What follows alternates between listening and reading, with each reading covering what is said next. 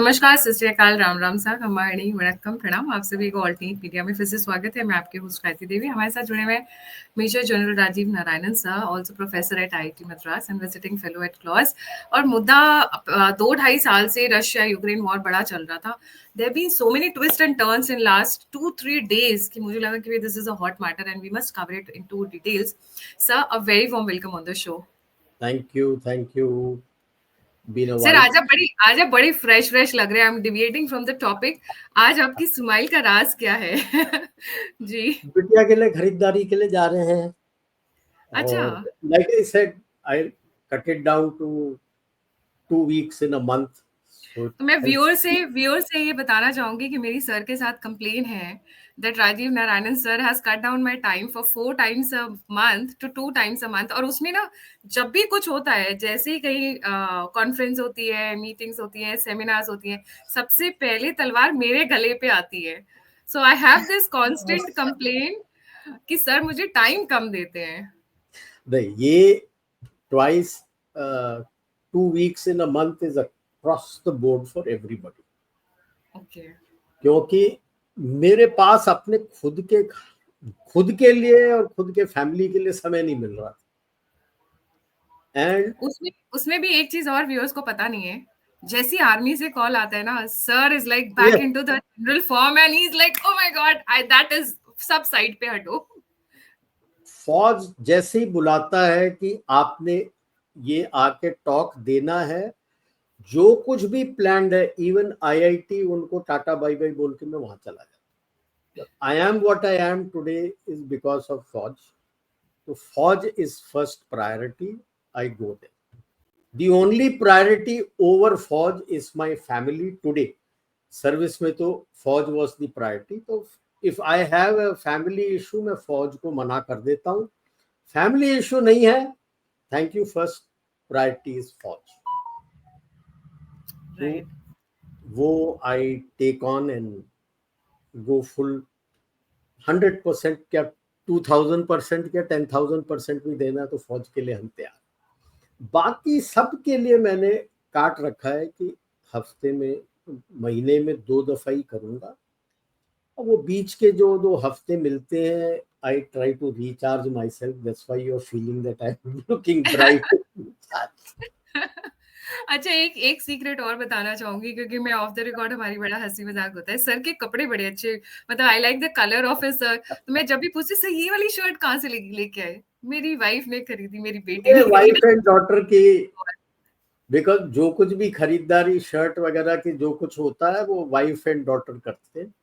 मेरे इनपुट ले लेते हैं कि भाई थोड़ी इज्जत दे दो, ले लो। बाकी आता उन्हीं के मर्जी से है। ये भी जी। वाइफ ने ही खरीद के दिया है। So an unsolicited advice to all my viewers, specially the men, अपनी वाइफ को शॉपिंग करने दो, क्योंकि कपड़े हमेशा दूसरों की चॉइस से और खाना हमेशा अपनी चॉइस से खाना चाहिए। बिकॉज आप ड्रेस पहनो, आपको तो दिखता नहीं है, दूसरे हैं जो देख रहे हैं। तो जो देख रहे हैं आपके नियर एंड डियर वंस, उनको चुनने दो। अपना चॉइस बता दो कि आपको किस तरह के कलर और क्या क्या पसंद है, उसके अंदर वो खरीद के देंगे आपको। पहनो। See, women are quite talented. They're very talented, Ji. So coming to the topic, and it's very important. Russia-Ukraine war has been going on for a very long time, और so much so कि एक पूरा का पूरा देश destroy हो गया, thanks to one Pappu there again, one Zelensky there. ऐसा लग रहा है कि अब आने वाले टाइम पे कुछ एक चीजें इंप्रूव होने वाली हैं, कुछ चीजें बेटर होने वाली हैं। बट हाँ, ये देश खत्म हो चुका है for next 20-25 years, is done and dusted. But अब आगे क्या होगा, रशिया क्या करेगा, यूएस क्या करेगा, ट्रम्प एंड पुतिन के बीच में अभी बड़ा कोजी कोजी लग रहा है। But I don't see it that way, to be very honest. Let's get started sir. हाँ, सी, अगर कोई सोचता है कि ये लड़ाई फरवरी 2022 को शुरू हुई थी, वो गलत। ये शुरू हुई है 2008-9 से, सिमर करता जा रहा है। खास करके जब the pro western governments Ukraine में, they stopped Russian as a language. आज के तारीख में ये जो 4 ईस्टर्न ओब्लास्ट या प्रोविंसेस, वो अपने लैंग्वेज में प्रोविंस को ओब्लास्ट बोलते हैं, जिस पर यूएस रशिया ने कब्जा किया है, ये रशियन प्रेडोमिनेंट रहे। इनके ऊपर किस तरह से आतंक फैलाया गया था यूक्रेनियन आर्मी का, ये वेस्टर्न मीडिया ने बताया नहीं है, दबा के रखा। तभी वो जो वेस्टर्न मीडिया बोलता है कि little green man, Luhansk, Donetsk, ये सारे जगह अंदर घुस गए हैं, रशियंस को बोलते थे लिटिल ग्रीन मैन। ये आए थे मर्सिनरीज रशियंस को बचाने के लिए। बॉम्बिंग होती थी, किलिंग्स होती थी डेली। 2014 में जाके एक मिन्स्क, 14-15 में मिन्स्क का एग्रीमेंट हुआ था। आप लगा लो, इलेक्टेड गवर्नमेंट था यानुकोविच का, वो मैदान अपराइजिंग करा करू के पैसे दे के उन्होंने उसको भगवा दिया और फिर ये कॉमेडी किंग को लाए। दो कॉमेडी किंग से पहले वो पोरोशेंको था और 2019 में ये कॉमेडी किंग आया। ये मिन्स्क के एग्रीमेंट का एंगेला मर्केल ने खुला कहा था कि ये तो केवल एक हमने स्लोइंग किया था ताकि रशिया अंदर ना घुसे और हम हमारे लोगों को और यूक्रेन की मदद करके और शक्तिशाली करें ताकि यहां पे हड़दंप और मचे।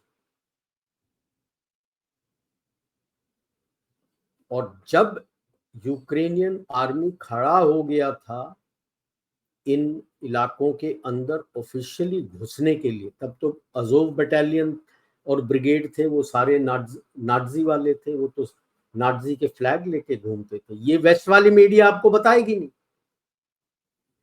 मना किया पुतिन ने, जब रुके नहीं तब जाके फरवरी में ये घुसा है। तो बैकग्राउंड ये है इस लड़ाई का, छेड़ा पूरा गया था यूएस के द्वारा। यूएस ने येल्सिन को बोला था, मिनट्स में है, कि हम ईस्टवर्ड एक्सपेंशन ऑफ नेटो नहीं करेंगे, लेकिन वादा तोड़ा गया, ईस्टवर्ड एक्सपेंशन किया गया। अब Ukraine is like Cuba for USA. जब Russia Cuba, Soviet Union Cuba में मिसाइल लगा रहा था तो यूएस ने क्या किया, परमिट किया। तो क्यों एक्सेप्ट करते हो कि रशिया एक्सेप्ट करेगा कि नेटो के मिसाइल्स यूक्रेन में आ जाए उसके बॉर्डर पे? What's good for the geese is good for the gander. Russia ने कभी अटैक नहीं किया है। यूरोप को लास्ट अटैक हुआ था जब नाजी जर्मनी था वहां पे। कौन सा थ्रेट है? यूएस चाहता था कि वहां पे अपना बेस बनाए, तो उन्होंने वो डर दिखाया वेस्टर्न यूरोप को कि सोवियत रशिया आपको खा जाएगा, तब जाके नेटो बना। जब नेटो का डायरेक्ट थ्रेट और उन्होंने लिख दिया था कि सोवियत यूनियन को हराना है, उसके बाद सोवियत यूनियन ने वॉर्सो पैक्ट बनाया। ये बात भी हमें भूलनी नहीं चाहिए। अब ट्रंप कह रहा है कि रशिया आपको थ्रेट नहीं है, जो मुस्लिम हार्डलाइन आपके अंदर आए हैं वो आपका थ्रेट है, जो ये वोक लिबरलिज्म आपके अंदर आया हुआ है वो आपके लिए थ्रेट है। अब यूरोप मानने को तैयार नहीं है, अब वो कहते नहीं रशिया थ्रेट है। रशिया तो चाहता है कि मैं यूरोपियन यूनियन में मर्ज हो जाऊं।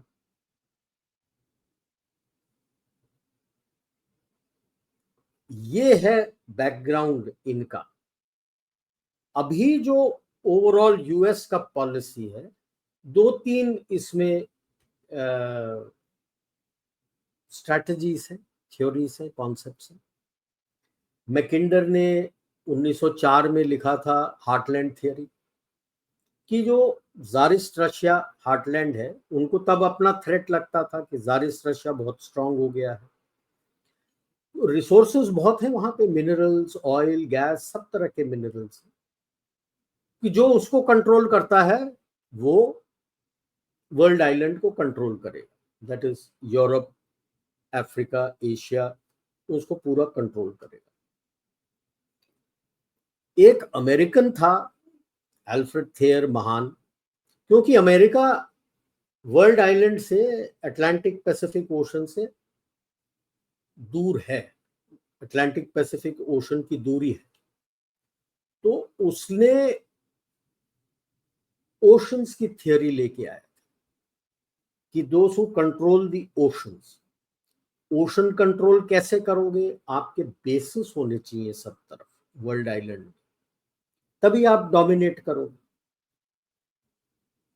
और तीसरा स्पाइकमैन ने बनाया था रिमलैंड, कि यार वर्ल्ड आइलैंड को छोड़ो, उसको हार्टलैंड को छोड़ो, जो रिम के स्टेट्स हैं, जैसे वेस्ट एशिया है, नॉर्थ अफ्रीका है, अपना साउथ एशिया है, साउथ ईस्ट एशिया है, दूसरी तरफ यूरोप है, इनको, that is eastern and central Europe, इनको अगर आप अपने कंट्रोल में ले आओगे तो जो वर्ल्ड आइलैंड को डोमिनेट कर रहा है, along with that of course आपने ओशंस को डोमिनेट कर दिया है, तो जो वर्ल्ड आइलैंड में बैठा है वो कहां जाएगा? उसको तो निकलना है। तो जो वर्ल्ड आइलैंड के कॉन्सेप्ट ऑफ हार्टलैंड पे गए थे, आज वो शिफ्ट हो रहा है, यूएस की तरफ से स्ट्रैटेजी शिफ्ट हो रहा है रिमलैंड एंड ओशंस। तो उसके लिए उसको डील चाहिए रशिया के साथ और भारत के साथ, क्योंकि रिमलैंड के एक कॉर्नर में रशिया है और दूसरे कॉर्नर में भारत है। रशिया क्यों चाहिए? क्योंकि रशिया में, और जो इलाका आगे दिखाऊंगा जहां पे रशिया ने कंट्रोल ले लिया है, हाँ ये हार्टलैंड रिमलैंड कंट्रोल ले लिया है, वो वहां पे रेयर अर्थ एलिमेंट्स बहुत हैं। रेयर अर्थ का आज का कंट्रोल चीन के साथ है। 90 to 95% रेयर अर्थ एलिमेंट्स संसार के चीन कंट्रोल करता है। ये आ जाता है इनके पास चीन से, जहां चीन के गया हुआ है बाहर देशों में, रशिया और इन इलाकों में, यूक्रेन के ऊपर जहां पे रशिया ने कब्जा किया हुआ है, वहां पे बहुत ज्यादा। तो न्यू टेक्नोलॉजीज के लिए रेयर अर्थ चाहिए। तो लड़ने के बजाय वो कह रहा है यार इनके साथ डील करो, रेयर अर्थ लेते। रशिया तैयार है उनके साथ एग्रीमेंट करने के लिए। तो इस बैकड्रॉप से पहले देखते हैं कि लड़ाई क्या क्या हुआ, क्या क्या क्लेम कर रहा है, और क्या कहां पे पहुंचा और क्या होगा। सो फर्स्ट स्लाइड में मैंने लिखा हुआ है पीस और आर्मिस्टिस और एलओसी। मैंने कई जगह इसके ऊपर बातचीत की है और कहा है कि भाई साहब पीस तो आप भूल जाओ, होगा नहीं, यूरोप होने नहीं देगा। दो ही ऑप्शंस है, एक नॉर्थ कोरिया का मॉडल कि भाई आर्मिस्टिस हो जाए, कि भाई जहां तक हो वहां पे हो, और दूसरा जो भारत पाकिस्तान का चला हुआ है एलओसी। लेटेस्ट मैं बताता हूं, मार्क रूबियो और मिक वॉल्ट्स कह रहे हैं LOC, they are talking of LOC, क्योंकि इन्होंने तो पहले ही बोल चुके हैं। जब रूबियो और हेग्सेथ यूरोप गए थे, उसी वक्त उन्होंने यूक्रेन को थप्पड़ मार के बोल दिया था कि डोंट एक्सपेक्ट 2022 के बॉर्डर्स आपके पास होंगे या 2014 के बॉर्डर्स आपके पास होंगे। मतलब क्लियर था कि जो रशिया ने कब्जा कर लिया है वो तेरे पास वापस आने वाला है नहीं। नंबर दो, जो रशिया का पूरा रिक्वायरमेंट था कि ये नेटो में ना जाए, क्लियर बोल दिया है कि नेटो में एंट्री मना है। नेटो का एंट्री यूएस रखता है, रशिया क्या क्या क्लेम करता है? ये चार, लुहांस्क, दोनेट्स, जापोरोजिया, नहीं वो पीछे पीछे पीछे पीछे वाले में रहो, हाँ, लुहांस्क, दोनेट्स, जापोरोजिया और खेरसन, ये चार इसने अपने दूमा मतलब पार्लियामेंट में रैटिफाई करा के बोल दिया कि ये अब रशियन इलाका है। इसके दो तीन कारण भी थे। लुहांस, दोनेट्स, जापोरोजिया, खरसन, जैसे मैंने बोला कि भाई साहब ये तो रशिया प्रेडोमिनेंट है, that is number one. Number to, Crimea, Crimea 54 तक रशिया फेडरेशन का हिस्सा था। ये तो अपना स्टालिन के बाद आया था, क्या नाम था उसका यार, ले आ जाएगा नाम, वो यूक्रेनियन था, उसने यूक्रेन को दान दे दिया था क्रीमिया। तो Crimea is very important to Russia because वहां पे इनका ब्लैक सी फ्लीट है, सेवास्टोपोल में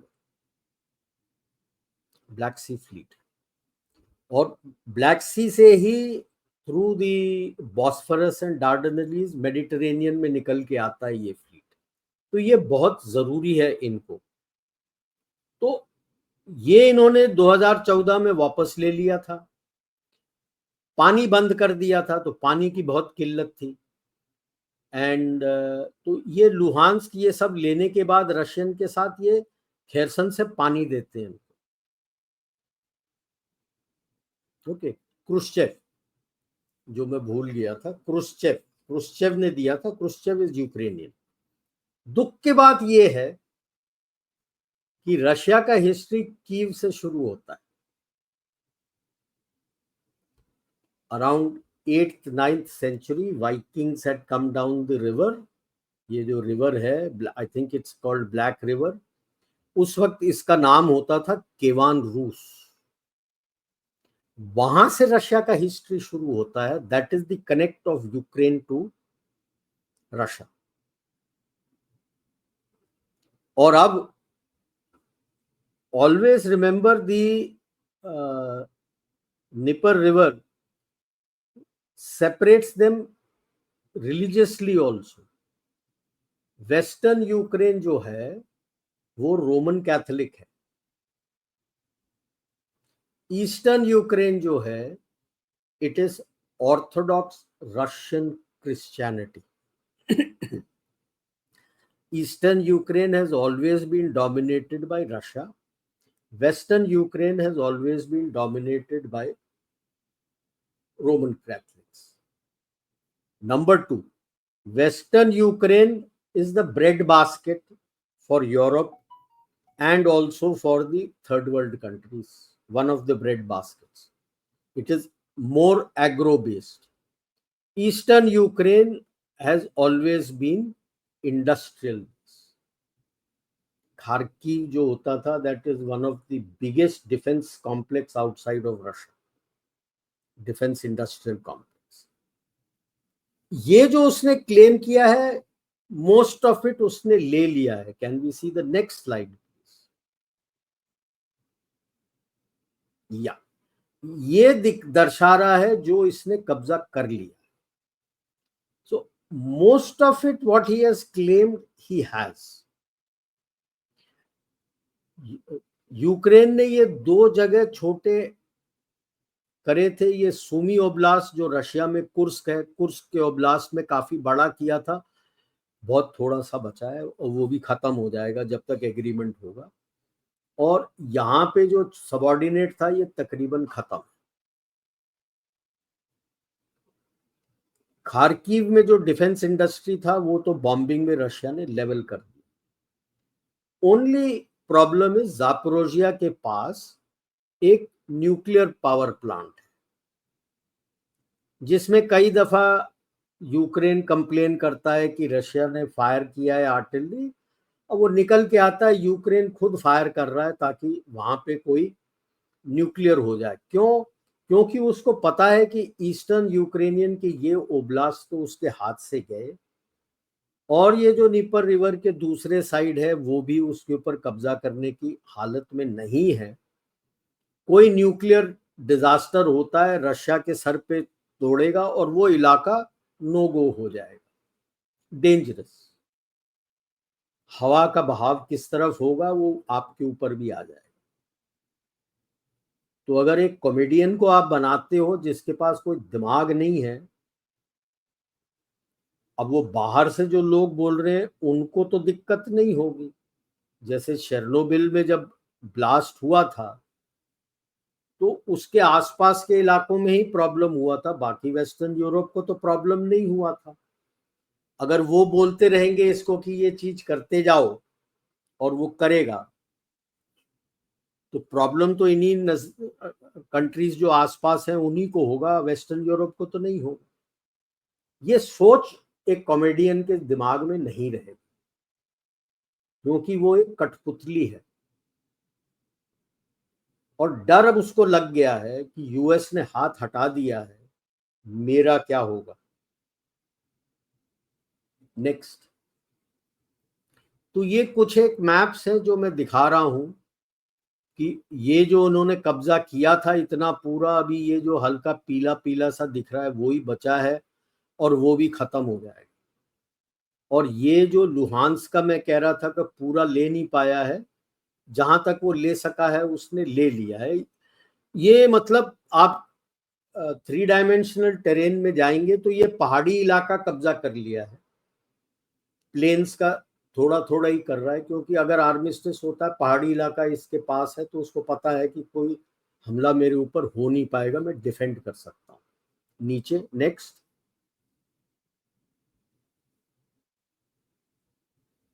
हाँ, तो ये आ गया आपका डोनेस का और ये आ गया आपका जापोरोजिया वाला इलाका, कि पूरा तो नहीं है लेकिन जितना उसको चाहिए पहाड़ी इलाका वाला उसने कब्जा कर लिया है। नेक्स्ट।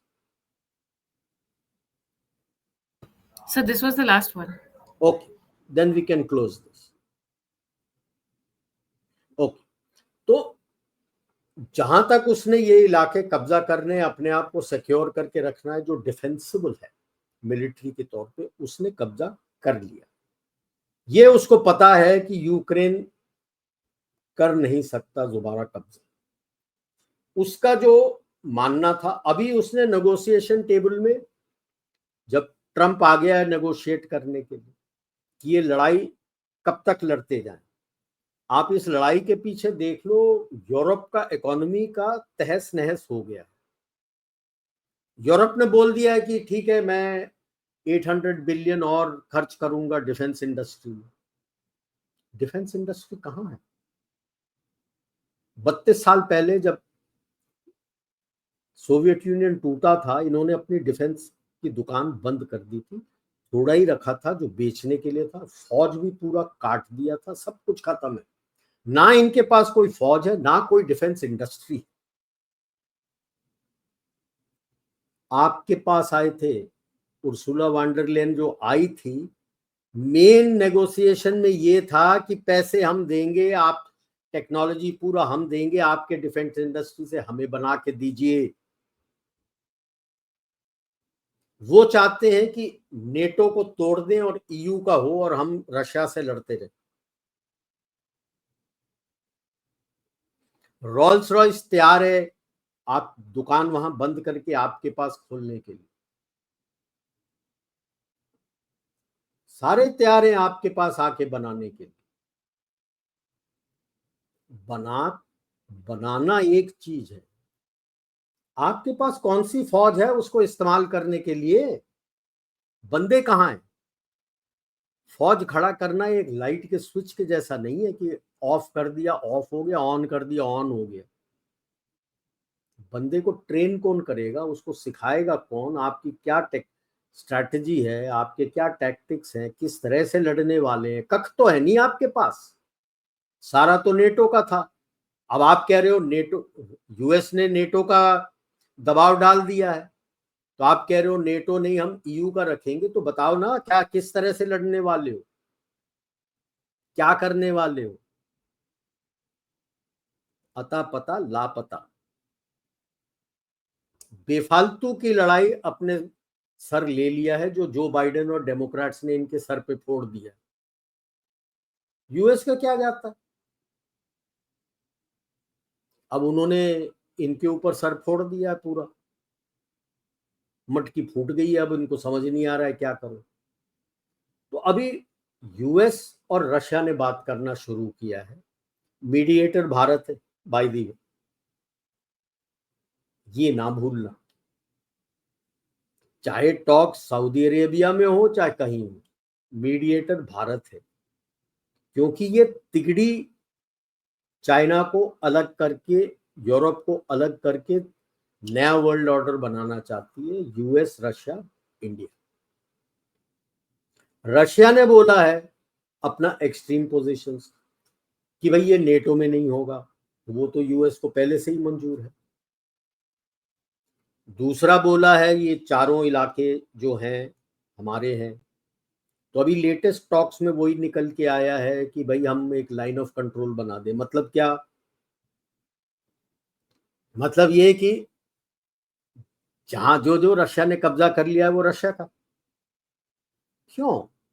क्योंकि जैसे मैंने शुरू में बताया था, सबसे ज्यादा यूक्रेन में जो मॉडर्न मटेरियल्स हैं, रेयर अर्थ एलिमेंट्स हैं, वो सब इस इलाके में है। और रशिया ने तो ओपनली बोल रखा है कि मेरे पास जो मिनरल्स हैं और मेरे कंट्रोल्ड एरिया में जो मिनरल्स हैं उसके साथ डील करने के लिए मैं तैयार हूं। अब आप जैसे ही ये करना शुरू करते हो, चाइना जो कभी कभी दबाव डालता है कि मैं अभी कोटा सिस्टम करूंगा रेयर अर्थ एलिमेंट का, किस्सा खत्म। जो आज उसका इलेक्ट्रिक व्हीकल्स के बैटरीज के ऊपर कंट्रोल है, किस्सा खत्म। सारा किस्सा खत्म। चीन का कहां जाएगा? और क्योंकि इनके इस तरह के स्वभाव से आम जनता यूरोप में तंग है, you find rise of nationalist, राष्ट्रवादी पार्टी आ रहे हैं जिनको ये एक्सट्रीम राइट विंग कहते हैं। भाई अगर अपने देश के लिए आप काम कर रहे हो तो आप एक्सट्रीम राइट विंग कैसे हैं? जैसे हमारे वोक बंदा हमारे गवर्नमेंट को एक्सट्रीम राइट विंग बोलते हैं। भाई जो भारत के लिए काम कर रहा है, देश के लिए काम कर रहा है, वो राइट विंग कैसे हो गया? ये राइट विंग लेफ्ट विंग क्या है? हम तो बोलते हैं हम राष्ट्रवादी हैं, तो इसमें राइट लेफ्ट कहां से आया? ये उनको समझ के भरे है, जनता उनसे तंग है। और जैसे ही राष्ट्रवादी गवर्नमेंट्स और तादाद में आने लगेंगे, ऑटोमेटिकली वो तो रशिया के साथ बिजनेस करेंगे।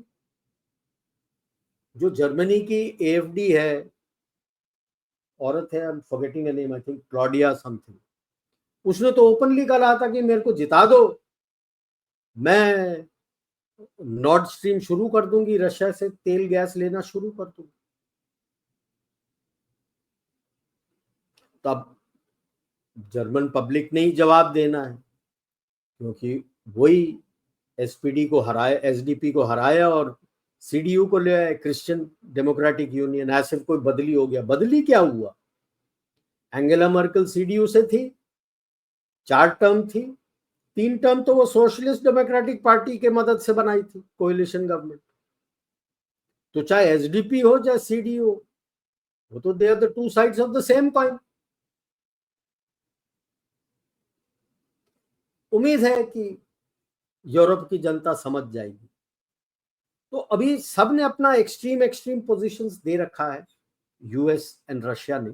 नेगोशिएशन शुरू हैं और ओपनली जैसे ही इसने स्टेटमेंट दे दिया है, Marco Rubio and Mike Waltz ने, जो उनके एनएस स्टेट डिपार्टमेंट सेक्रेटरी और एनएसए ने, कि they are discussing on line of control and peace keeping forces. मतलब ईस्टर्न यूरोप में कोई भी नेटो ट्रूप्स नहीं रहेगा। यही तो रशिया चाहता था और पहले से ही कहा है ट्रंप ने कि European and non European. European troops कौन होंगे? ऑब्वियसली जर्मनी, फ्रांस, इन सबको तो मानेगा नहीं वो। जो उसके साथ है, हंगरी वाले होंगे, रोमेनियंस वाले होंगे, भारत को चाहेगा। नॉन सऊदी अरेबिया में हो रहा है तो सऊदी अरेबिया को भी बोलेगा। Japan, south Korea, Australia. तो अभी यही निकल के आ रहा है कि लड़ाई तो अभी इमीडिएट एग्रीमेंट जो गया हुआ है दोनों कंट्रीज के पास चेक करने के लिए, वो ब्लैक सी के लिए, कि ब्लैक सी में कोई फायरिंग वायरिंग नहीं होगा। एम इज कि वहां से जो राशन पानी जाता है अपने ग्लोबल साउथ के लिए वो चलता रहे। ओडेसा पोर्ट से, मारियोपोल से, रशिया से इनके वीट, फर्टिलाइजर्स और सारे कुछ जाते हैं टू अफ्रीका, लैटिन अमेरिका। उनको काफी तंगी हो रही है, cost of living is rising. तो एक बार ये पीस हो जाता है तो चुपचाप से सारा कुछ जाना शुरू हो जाएगा। तो सबसे पहले तो उन्होंने ये किया है कि ग्लोबल साउथ को तंगी ना हो। इसमें मुझे भारत का हाथ नजर आता है, क्योंकि आप वॉइस ऑफ ग्लोबल साउथ हो। आप ही ने कहा होगा कि बाकी की चीज तो बाद में करते रहना, पहले इसको सॉर्ट आउट कर लो, ताकि जो ग्लोबल प्राइजेस फ्रूट ग्रेन्स वगैरह के बहुत बढ़ गए थे, कमोडिटीज के, उसके ऊपर कंट्रोल लेके। क्योंकि जब कमोडिटीज के प्राइस बढ़ते हैं ना तो ग्लोबल साउथ सबसे ज्यादा हिट होता है। तो ये हो गया।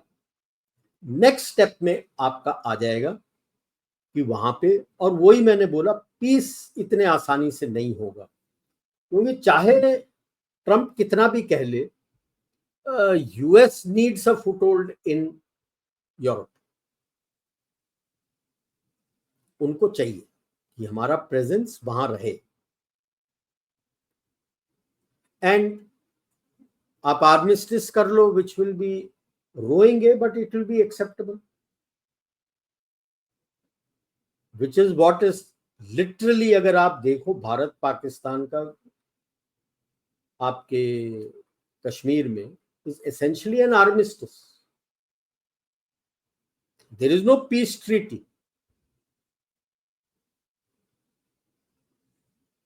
There is no peace treaty, is just cease fire off and on. आपका सीज फायर एग्रीमेंट होता है दोनों के बीच में कि फायरिंग नहीं करेंगे। Otherwise line of control is like an armistice, जैसे नॉर्थ कोरिया और साउथ कोरिया के बीच में। आपके और पाकिस्तान के बीच में कहां पीस ट्रीटी हुआ है? लोग नॉर्थ एंड साउथ कोरिया की बात कर रहे हैं, मैं भारत पाकिस्तान की बात कर रहा हूं। किधर पीस ट्रीटी है आपका? शिमला एग्रीमेंट है, कोई पीस ट्रीटी नहीं है। उसी तरह से ये कोई एग्रीमेंट होगा, पीस ट्रीटी नहीं होगा। एक लाइन ऑफ कंट्रोल डिमार्केट होगा, तो दैट इज आर्मिस्टिस। और ये मैं शुरू से बोल रहा हूं कि यही होगा, because too much of antagonism has taken place. समय लगेगा, ये इतने जल्दी हील नहीं होगा, समय लगेगा। 70 साल हो गए, हमारा कहाँ हील हुआ? Because healing requires both sides to agree. हम तैयार हैं, दूसरे साइड तो तैयार नहीं है। उसी तरह से वहां पे होगा। अब जिस चम्मच को ले आओ आप यूक्रेन में, कोई फर्क नहीं पड़ने वाला। Replace one by the other. Because आज के तारीख में प्रो रशियन बंदा आएगा नहीं। क्यों कह रहा हूं? बैकग्राउंड टॉक्स यूएस किसके साथ कर रहा है? Yulia Tymoshenko and Poroshenko. Yulia Tymoshenko oil की जार है and she is pro West. Poroshenko वो तो यानुकोविच को ओवरथ्रो करके आया था मैदान रेवोल्यूशन में। तो यूएस को भी पता है कि इतना कुछ होने के बाद आज यूक्रेन में, लेट्स बी रियलिस्टिक, एक प्रो रशियन प्रेसिडेंट आ नहीं सकता। All said and done, Russia ने हमला किया है, काफी कुछ तोड़फोड़ हुई है, आएगा वहां पे तो एक प्रो वेस्ट ही, but this time it will become not pro West, pro US. या तो यूलिया टिमोशेंको या पोरोशेंको, उनको लिमिट्स बता दिया जाएगा कि आप इस दायरे में काम करना, वरना थैंक यू। अब जेलेंस्की क्यों सडनली बोलने लगा था, इसीलिए क्योंकि उसको पता लग गया था कि टिमोशेंको और पोरोशेंको से बातचीत हो रही है, तो उसको अपने फ्यूचर का डर है। यहां से तो लड़के चला गया था कि सोचा कि मैं पॉपुलिस्ट चैंपियन हो गया, देखो ट्रंप के सामने दबा नहीं। उसके बाद जब असलियत का पता लगा तो सब कुछ फट गया उसका। अब बोलने लगा कि हाँ हाँ हाँ, नहीं मैं तो तैयार हूं। अब पछताए होत क्या जब चिड़िया चुग गई खेत। उसे अब ये नहीं पता कि मैं खुद जिंदा रहूंगा कि नहीं। और इसको यूएस ने नहीं मारना, इसको डेमोक्रेट्स और ये वो गवर्नमेंट्स ने मार देना है, because he carries to many secrets. बहुत सारे सीक्रेट्स ये जो वो गवर्नमेंट्स यूरोप में है, और ये जो डेमोक्रेट्स बाइडेन ओबामा वगैरह हैं, उनके बहुत सारे सीक्रेट्स इसके पास है। जो इस तरह से पॉलिटिकली काफी सीक्रेट्स रखते ना, तो आपके बंदे ही आपको बस के नीचे फेंक देते। हमारे यहाँ हर्षद मेहता का क्या हुआ था, सबको पता है। जो चीज उसने की थी 92 93 में, बगैर पॉलिटिकल पेट्रनेज कर सकता था। तो क्या हुआ, जेल गए, हार्ट अटैक हो गया। एप्स्टीन, जो इतने अंडर एज गर्ल्स के साथ सबको खरीदता था, सारा कुछ करता था, वीडियोस बना के रखता था ताकि वो गवर्नमेंट किसको कब ब्लैकमेल करे, सारा कुछ पकड़ा गया।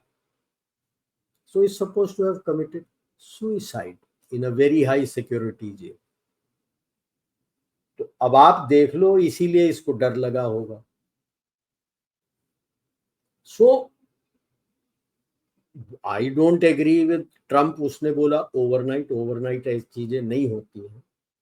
Bye the year end, early next year, something will come out. सबसे पहले ये ब्लैक सी का ट्रीटी हो जाए, and if that treaty stands, फिर नेक्स्ट कदम लिया जाएगा। By then the handsome and his wife, जो वो कवर में आ रहे थे जब लड़ाई लड़ रहे थे सारी दुनिया, they might have found their place wherever, in on this earth or wherever. And whether Yulia Tymoshenko और पोरोशेंको और their protege और उनको supported जो बंदा जो आना है वो आ जाएगा। And once that chap comes, then the next step in the agreement will take place, and it is likely to be what Marco Rubio had also stated, in which I've been stating for the last almost 1.5 years, कि भाई armistice LOC, उससे ज्यादा let us not accept कि भाई Trump बोल रहा है peace, I doubt it. But yes, peace will come in the sense लड़ाई रुक जाएगी एंड डील बन जाएगा for the rare earth elements and all the minerals from Russia. Mark, notice करो, जब ये वो गवर्नमेंट्स यूएस एंड वेस्ट के, जब इन्होंने सारा कुछ अपना सैंक्शंस किया था, मिनरल्स ऑयल एंड गैस पे सैंक्शन नहीं किया था, बाकी पे किया था। तो एक बार ये आर्मिस्टिस पीस जो कुछ भी है ये बन जाएगा, उसके बाद रशिया का जो सीज किया हुआ था अकाउंट्स वगैरह वो खुल जाएंगे, स्विफ्ट पे आ जाएगा, तो धीरे धीरे ये हो जाएगा। तो am is by the end of the 2006-7 I see this triangle, India, Russia, US. This is going to be a triangle with Japan, South Korea, Australia, Saudi Arabia, UAE forming the other support group for this. And slowly आप देखोगे China gets weaned out, क्योंकि why I am saying it because US ने clear बोला है IMEC to be extended to USA open. तो उसीलिए मैं कहता हूं कि जो टैरिफ एग्रीमेंट और उसके बारे में बात कर रहे हैं और ऑलमोस्ट कह रहे हैं कि हो जाएगा, I expect second half of this year, जल्दबाजी में नहीं। एम इज चाइना से क्या क्या निकाल के भारत में आएगा मैन्युफैक्चरिंग, चाइना से निकल के क्या क्या यूएस में जाएगा, चाइना के जो अंदर जो वेस्ट के यूरोप के कंपनीज हैं और जो चाइनीज कंपनीज यूरोप में बना रहे हैं, वो क्या क्या निकल के कुछ वापस यूएस जाएंगे, कुछ भारत में आएंगे। तो टैरिफ डील इज दिस कि यार ऐसा ना हो कि हम एक दूसरे के ऊपर इतना टैरिफ कर दें कि ये जो सप्लाई चेन हब्स हम दोबारा रीएडजस्ट कर रहे हैं वो टैरिफ्स में मारे जाए। तो यहां का वहां, वहां से यहां, और किस तरह जाना है, क्या टैरिफ्स लगाना है, ये है नेगोशिएशंस। जब वो कहते हैं कि भी भारत बहुत ज्यादा टैरिफ करता है, हाँ आप करते थे अपने मार्केट को प्रोटेक्ट करने के लिए, लेकिन अब अग्रीमेंट हो रहा है कि किस तरह से चीन की पकड़ जो है सप्लाई चेन और मैन्युफैक्चरिंग हब में उसको पूरा खत्म करना। चीन समझता है और इसलिए चीन और उसके खरीदे हुए लोग ये जो ट्रायंगल निकल के आ रहा है इसके अगेंस्ट आपको नैरेटिव्स बनाएंगे, आर्टिकल्स छापेंगे, सब तरफ करेंगे, डिस्कशंस करेंगे इसके अगेंस्ट। ये याद रखिए, मेन ये ट्रायंगल निकल के आ रहा है और उसकी जड़ है यूएस और रशिया के बीच में जो नेगोशिएटेड सेटलमेंट फॉर यूक्रेन, वहां से ये फिर उभर के आएगा। और वो that means Ukraine is done and dusted, क्योंकि यस इधर यूएस उधर रशिया दोनों खींचेंगे and whatever they can scramble out of the country वो खींच लेंगे। इनफैक्ट अभी से 2 दिन पहले ही बयान आया ना ट्रम्प का that they are going to take over the nuclear facilities of Ukraine. या They're going to Zaporizhzhia protect, का main, sorry, Zaporizhzhia protect the nuclear facilities of Ukraine. Main is Zaporizhzhia जी। So लगता नहीं कि अब main is, Ukraine का कुछ बचेगा। Probably geography wise they might be left with some portion of the land, but मुझे वैसे नहीं लग रहा है कि ज्योग्राफी resources वाइज देखो जो रशिया ने कब्जा कर लिया वो है, बाकी पूरा तो उसके पास होगा। यूएस ने तो बोल दिया है कि मैंने आपको नेटो के अंदर लेना नहीं, ईयू चाहता है आपको लेने के अंदर तो ले ले। अब ईयू उसको लेके करेगा क्या? Because if EU takes Ukraine in this state under EU, the whole rehabilitation of Ukraine comes to EU. पैसा कहां ईयू के पास? कौन रिहेबिलिटेट करेगा? ब्लैक रॉक तो ले लिया है पूरा अपना contract to do the rehabilitation and reconstruction of Ukraine, वो ब्लैक रॉक के पास जा चुका है। पैसा कौन लगाएगा? That is number one. Number two, most of the agricultural land US के एग्रीकल्चर एमएनसीज ने ले लिए यूक्रेन के साथ। So there is nothing left that Ukraine can offer to US. Only thing left is the rare earth minerals, और वो इलाका Russia के कब्जे में है। अगर वो इलाका रशिया के कब्जे में है और ईयू और यूएस भी उसमें घुसने की कोशिश नहीं करेगा, तो the only option is a deal with Russia.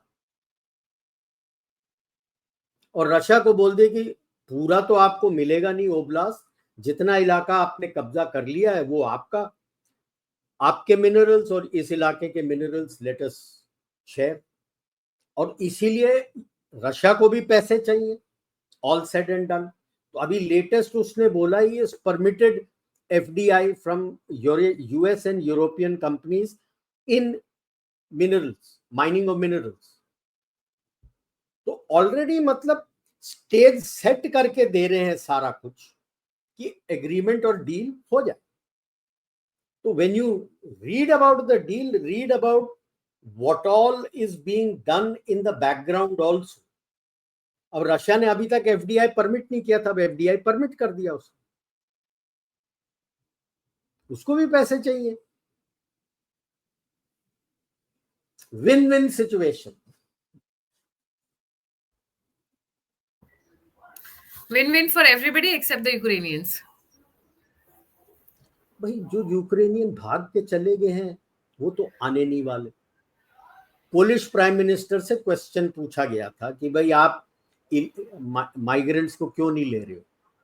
कहता मैंने तो ले लिया ना, मैंने तो सारे यूक्रेनियंस को ले लिया, वो काम करते हैं. आपके जो इलीगल माइग्रेंट्स हैं मुस्लिम्स को मुझे कोई लेने की दिलचस्पी नहीं है, क्योंकि वो काम नहीं करते, गंद फैलाते. तो Very straightforward. या उसने फिर पूछा कि you will be termed racist. कहता देख भाई मैं अपने देश के लिए काम करता हूं, मुझे रेसिस्ट बोल, नेशनलिस्ट बोल, एक्सट्रीम राइट विंग बोल, जो भी बोल, मुझे उससे कोई मतलब नहीं. मेरे देश के अंदर कोई भी राइटिंग हुई है नहीं हुई है, आप लोगों ने लिया, आपकी राइटिंग हुई है, आप उलझो उसके साथ. मुझे मेरे देश के लिए जो काम कर रहे हैं उनके साथ मैं खुश हूं.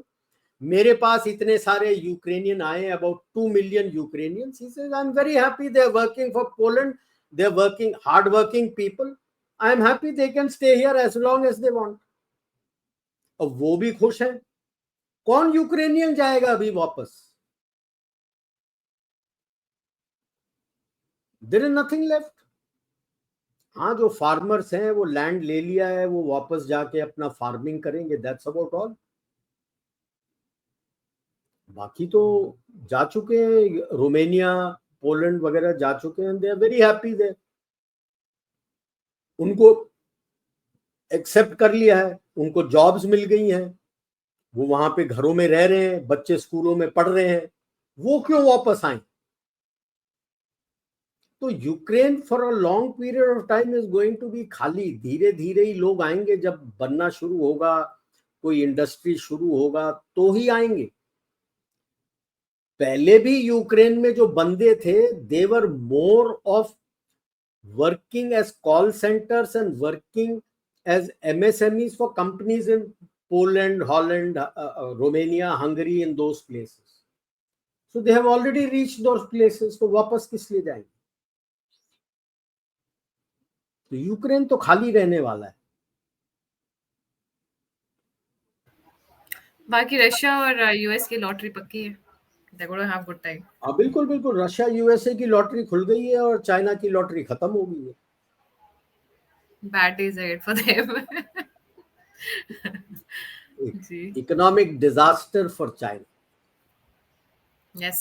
तो इसीलिए मैं कह रहा हूँ, वो उनकी पूरी कोशिश होगी कि ये डील ना हो. तो नेगेटिव नैरेटिव्स, कहानियां बहुत चलाएंगे, और उनके जो पालतू हैं हमारे देश में दुम हिलाते हुए उनके पास जाएंगे, वो भी ये नैरेटिव्स चलाएंगे.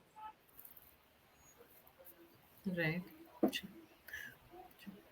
Thank you so much sir for joining. जाने से पहले सभी व्यूअर्स से रिक्वेस्ट है, प्लीज लाइक, सब्सक्राइब और शेयर करना ना भूलें.